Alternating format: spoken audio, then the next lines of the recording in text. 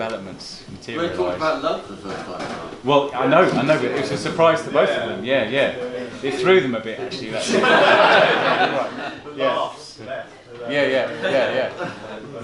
Hey, so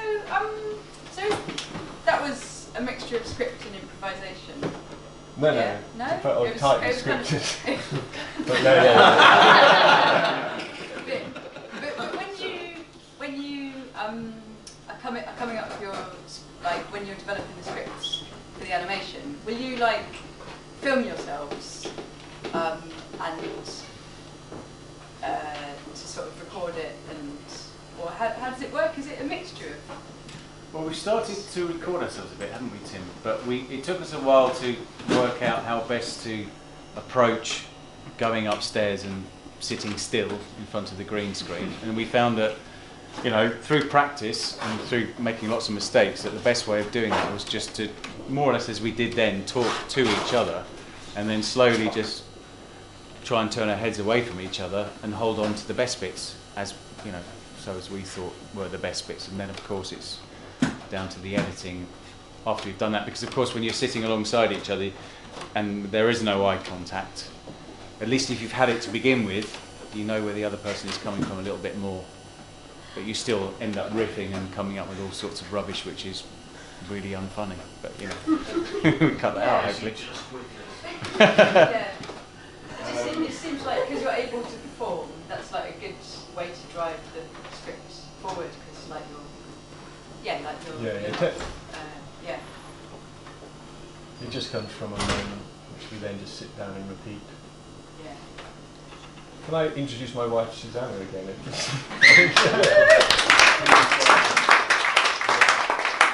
I will recognise many of these discussions that we've on screen.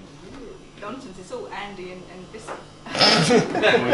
Well, we are all in relationships, of course, and they feed the things we wish, and not only wish that we could say, but they're just that of course they are a massive part of how we write and what we write, as parents particularly, because it's such a, you know, a sort of condensed relationship, as some of us experience more than others. But yeah, it's so of course our partners are a huge part of the creation of tired parents. It must be, otherwise, yeah. So can I ask, you know, right now the kids are sort of small, so relatively easily to manage. Do you envision doing this, let's say, in 8 to 10 years when they're teenagers? It's interesting. I think there's a kind of, the beginning of parenthood is a really intense period where you're kind of discovering yourselves, and that's partly what it's about. It's where you're having to redefine yourself utterly and discover that you can't just be totally self-centered, and negotiating that. So I don't know, but I'm sure there's lots of other interesting things. I'm sure that continues throughout the rest of life. Tired grandparents. I mean, you know, I don't know. Most relationships have a lot of fun in them. Exciting frisson that we can exploit. So yeah. It's, I'm sure there's more. But yeah. I was wondering, like, is it all like personal experience, or is it sort of intuitive, expanding on that, or is it sort of, do you have a sort of theoretical grasp of what the boundaries are of this? Pure acting. Because like it all looks like pure game theory to me. Like these two sort of interlocking forces creating equilibrium. Alex doesn't have to. Oh yeah. No, it's Really true. It's obviously all imagined. We had Kate Jessup here talking about Pussy Willows, and she said it was agony, like showing this stuff, because it's so like real for her, all of her sort of biographical stuff on screen, and they were some of the most tense moments in her life. So this is quite cathartic in a way. What's it like, Susie, watching it from your perspective? As I've said, it's all to do with Complete deflection. uh, It's not as fun doing it, to be honest with you. Tim. I think, you know, in the films, your eyes are absolutely brilliant. You don't have a lot you can do with the rest of your body. The eyes carry a lot. And you've got a shot here and then a shot closer in. And I think you should have another one that's really fucking just totally the eyes. You should go back and edit that into all the films you've made. It should just be like those 3 shots. Good idea. Yeah. I mean, with feedback. And what about they get a pet? Get a pet what? Well, no, the Thai parents get a pet as well. Oh right. Because what would happen in that one out of interest? I don't know. This is a comedy writer already. Well, yeah, the other thing I was wondering is why isn't there more sex problems? Can I just get my pen? You should like do wife swapping or something like that, you know. We've never quite worked out whether they have sex or not. That's Twice. It's a really undiscovered. Just Two kids, right? picking up on what Andy said about the pet thing and not forgetting that, but Tim, and ask a question to the room is on the gender issue. How is that at all troubling? It gives a very free space in which to explore those issues without them being gendered. Right. It's really well. I would say that it's irrelevant. It's completely irrelevant. It's only 2 people that have to look after some children, regardless. It's completely common experience for everybody. I forget which one of you is male and female. Well, that's good because I mean, a lot of people. Some people do ask us which one's the man, which one's the I woman. would say that's one of my favourite things about it, actually. Well, that's necessarily it. able to That's why it works. Wasn't there a badge saying #1 dad? Yeah. Oh yeah. Yeah. But that was ironic, perhaps. So they're both dads. Because you get the longer hair and... Yeah. Or could they just be 2 men? It's a good point. I don't know. I assume they were because they kind of. You better go and think about this. Yeah, I think it's so obviously a sort of problem to address, but it's so clearly ignored as a topic. I think it's really works because of that. Yeah. No, I think it's Whenever we've sort of sucked into dropped gender. into that being a little bit more, I suppose, kind of obvious, we've steered away from it, haven't we? Because we want to protect that layer of that sort of bubble of ambiguity, just because we think it's actually quite releasing, and we don't want it. Last thing we want it to be is a couple of blokes, going on screen saying everything they wish they could have said to whichever partner, whether it be male or female. You just don't want that to be a complication or a way of viewing it. So if that works, if it comes across that way, then that's great. The ambiguity is perfectly preserved, even with your sticker. And you have the longer hair and you have the shorter hair, but your voice is slightly lower, your voice is slightly higher. It completely, and you reversed it. So you were willing. Well, the one thing that we have to keep swapping is the nagging. Apparently, Mumsnet. No, you guys are both nagging. Yeah, that's the thing. That was like, if you're one of them's a nagger, they were worried that would be. Yeah. That might represent something. And I like to think that men can be terrible naggers as well. Yeah. No. Definitely. Male nagging. Cheers, Johnny. But yeah, as I say, all thoughts are very much welcome. We're trying to work out the next series. We're not going to go back on Mumsnet because not sure where it's going to get us. Apart from more abuse. Well, it was sort of nice, but when they in the end, I think there was an element of, and Mumsnet is hilarious, and there's great threads on it, and there's amazing comedy on it, and people just contribute things like this, but just from a real perspective, which is really funny. And then it was slightly like 2 men coming along and doing what was already being done on the forums. And there was a resentment of why, they've missed a trick here in getting men to do this. And that was what the feedback was. I don't think it quite carries, so we're looking for new ways to get it out there. New website. We've got the website. Which we're all going to visit immediately. I hope you're not being sarcastic.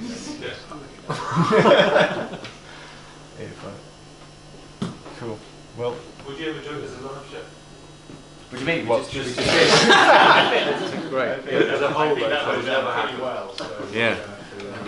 Well, that was our first ever foray in a supportive audience. One would hope to doing it live for the first time. But yeah, we do want to do it. We've got ideas of a kind of end of the pier sort of, holds for heads in bed sort of thing, just to we've sort of blocked out next year. Our partners don't know that yet. 2018 is going to be hitting the circuit big time, starting from scratch again. First 6 months are going to be within about a half-a-mile radius of this place, and yeah, we would like to just to see how it goes down, because you learn a lot, obviously, as we did just then, from how it goes down live. Yeah, definitely. What did you learn? Big question. I loved it, by the way. More jokes in it. Make sure you know what you're doing. Hitting To the be honest, point. what's the most Answer important serious takeaway question. from Yeah. tonight? I think it's too many to sort of say.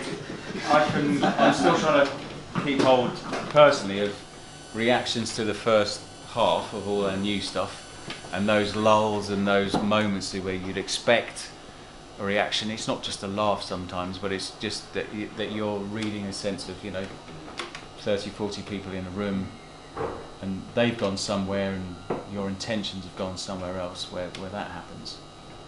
And of course the opposite of that is when they marry, and when you get that sort of release of, oh right, that's what was intended. So that happens several times in every of the new episodes, which we probably need to talk about quite quickly before we forget that.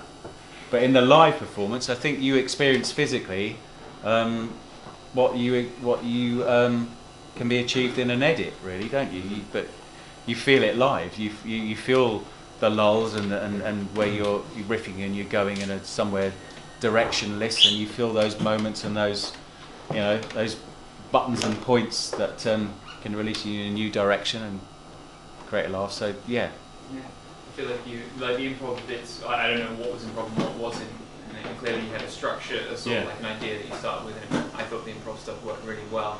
I think maybe if you had agreed on what the end point was, or if it ramped up right at the end, and you knew where it ended, then it would be really clear to the audience. That's okay, what cool. Right on the end. Andy, you see, to say this, which he did.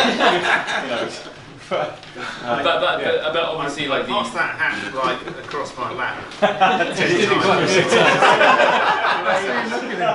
But the awkward silences really things new work audience. really well. Like they totally suit the mood of what you're going for anyway. So It's tempting to avoid that. That's the thing with live. You always want to try and fill in the gaps. But not that I know. Can I say something?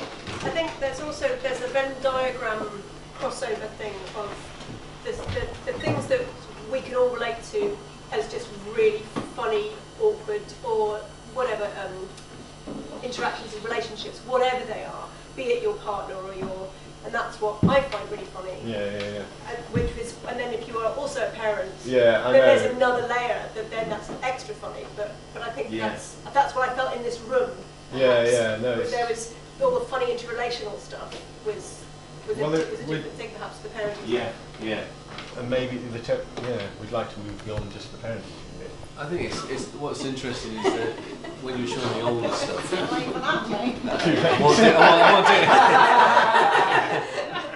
When you're showing the stuff from the first season, as a parent at a certain place, my kids they're 3 now, but they must have been I think 2 or 1 at that period. There's a different level of resonance that it has. So like the going for some potatoes is something I used to fucking do. Going down the BP. I'm going I just couldn't. I've got any doubt. I'm going to go to the M&S and get something. And it's like, and there's always. So it has a different kind of. You connect with it in a different way, and it's interesting that like 2 years on, I'm still doing that a little bit, but you don't connect with that gag in the same way. In the new stuff. There's a different rhythm and a different relationship as an audience that you share with it. So there's a lot of things where it goes on and on and on, and then the gag's right at the end, and it's a different thing that you have, But you can kind of grow with it. Yeah. How much is scripted versus improvised when you actually record, or is it all spliced together in a way that? It's semi-improvised, really. I think you know what you're going to do. You say, let's do one about tone of voice. Because. The videos are very alive, but the live one was extraordinarily alive, and there's a bit of let's say fallibility there that comes across, which I think is electrifies the whole thing. Well, it's kind of doing it as animation is was a one really, way of really doing it. brave thing to do, actually, what we did to. Yes,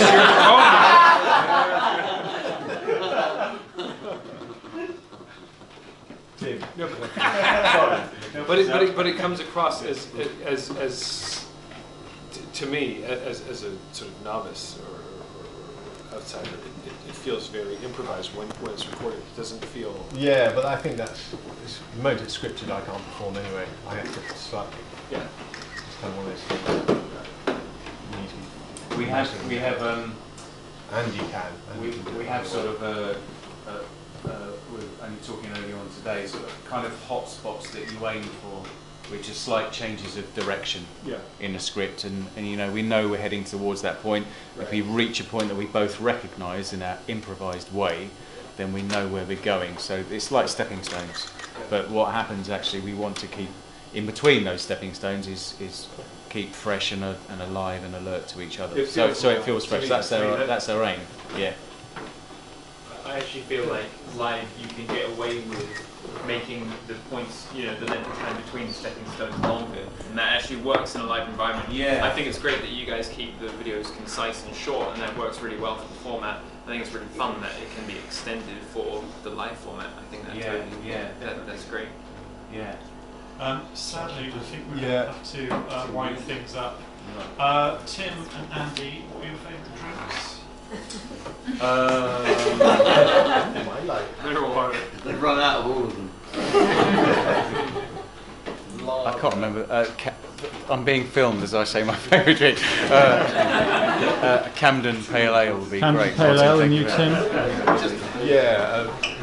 Sort of a generic lager. Okay, so ladies and gentlemen, please queue up and be the first to buy a Camden Pale Ale and a generic a lager.